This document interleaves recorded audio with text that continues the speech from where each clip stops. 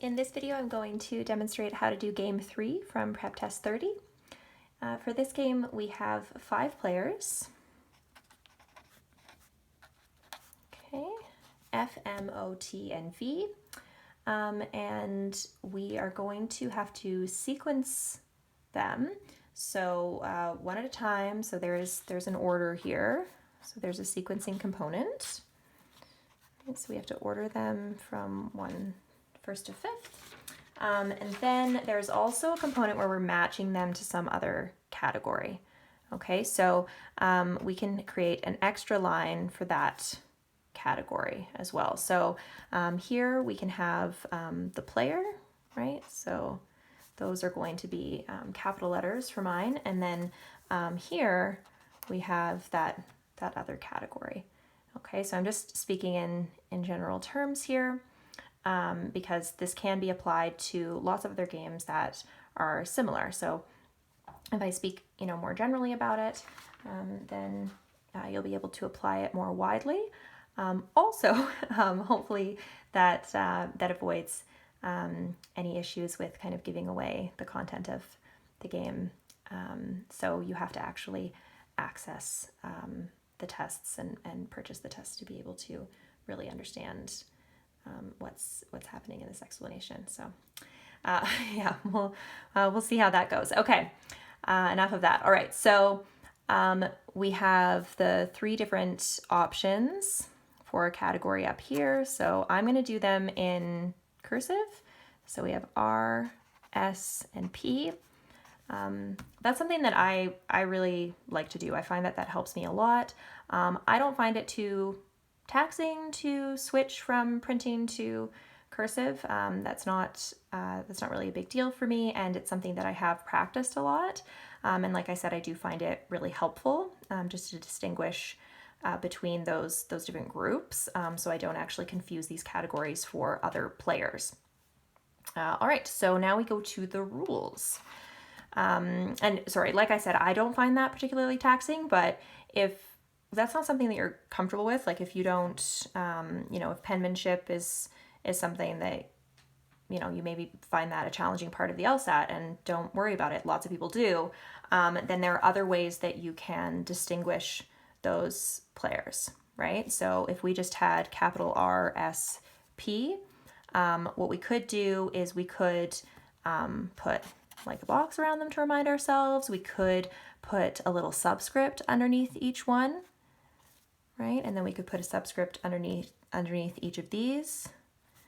Okay, so that's also an option for distinguishing them. I do think that it takes a little bit more time, but you can decide for yourself what takes more time. Making sure that you're writing in cursive for some of them, or just doing the little subscripts. All right, so back to the rules. Rule 1. Okay, so first one isn't going to be category S, but we do have at least one in category S. So this first one is either going to be R or P. All right, so if it's not S, it's either R or P. I find that more helpful than just saying one is not S. Okay, so I actually find it more helpful to have it in the diagram, and also to show if that's not an option, what are my options? So that's almost a deduction that I'm doing. Well, it is technically a deduction. It's just a fairly direct one, but I do find that helpful. Okay, so moving on. Oh, and at least one of our players is going to be in that category. So we have a minimum of 1 for S. Okay, so that's something I want to take note of. And again, I'm putting that with my list of players rather than here, 1S. And I find that more helpful personally. Okay. Rule 2, exactly 1 is going to be in the P category. So here we have exactly 1. Okay, so 1P, exactly. All right, rule 3. So 2 and 3, whatever the second and third are, they're going to be in the same category as each other. Okay, so whatever category 2 is in, 3 is in as well. Okay, so that would be the y variable is going to be the same for the second and third. Now, there are limited options for which categories can have 2 players in them, right? So P only contains 1 player. So 2 and 3 can't both be P, but they could both be R, right? Or they could both be S. So those are our options there. And they're linked, right? So they're either both R or they're both S. So that's the key deduction that we could make from Rule 3. Rule 4. O and T are not before V. Okay, neither O nor T is before V. So O is not before V and T is not before V. But a better way to write that is V must be before both O and T.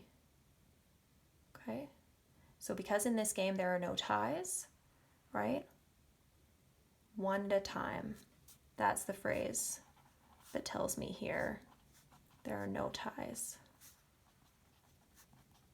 So they can't be at the same time. So if neither of these are before V, that means both of them are after. Okay, so that's a logically equivalent statement. And it's going to be more useful. All right, Rule 5. M is before F, but after O. Right? O is in both of these rules, Rule 4 and 5, and both of the rules are about the relative positions of the players, so we can actually just add M and F on the end there. Okay. So Rule 5 has been combined with Rule 4, and that's really handy, right? So the sequence now has been pretty much determined, right? Because we've got this long line of players and then T can just sort of bounce in between them, right? Because T's only restriction is just it has to be sometime after V. But we actually know that V is going to be first. So yeah, super, super handy to have all the relative positions of the players. So if I even wanted to split worlds here, I'd only have to do 4 worlds for the sequence because T is the only one that can move. So V has to be first no matter what. We have 4 other spots, and T can be in any of them. V's always going to be first. And then we just have the other players in a row. So OMF, OMF, OMF, OMF. Right. So this is just as good as this. I'd say they're interchangeable. I don't have an issue with whether or not you would use, like, I don't think that one of them is necessarily more efficient than another.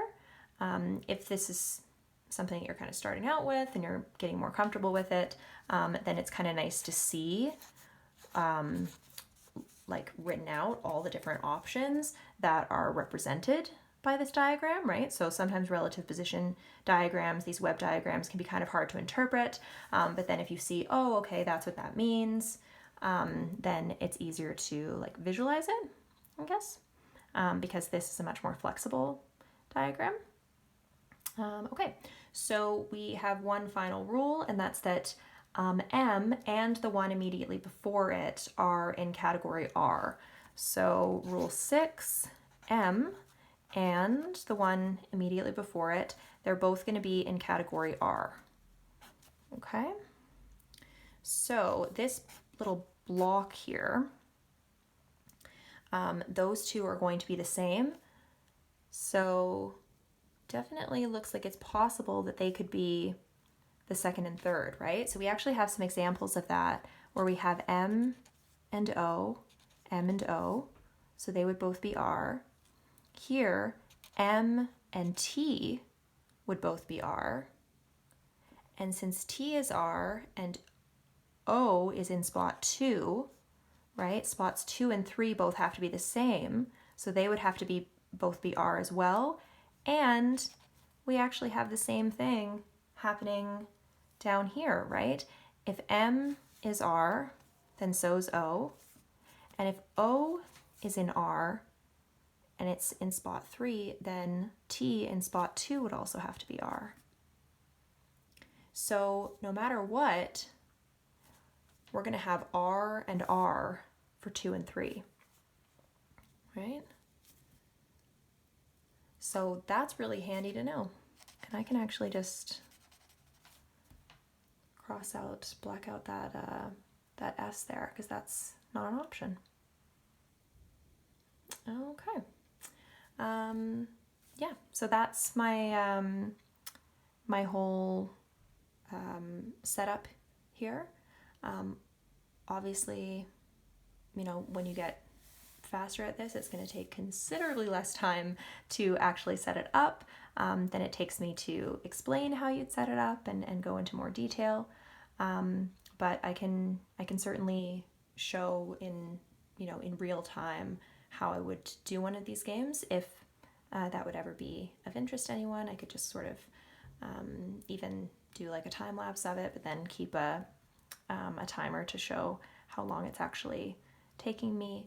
And so you can kind of see the deductions in real time, and then also see how my diagram actually looks, right? So this is the diagramming that I'm doing for explanatory purposes, but there are aspects of this that I wouldn't bother writing down because I'm actually making the deductions in my head as I go rather than explaining them.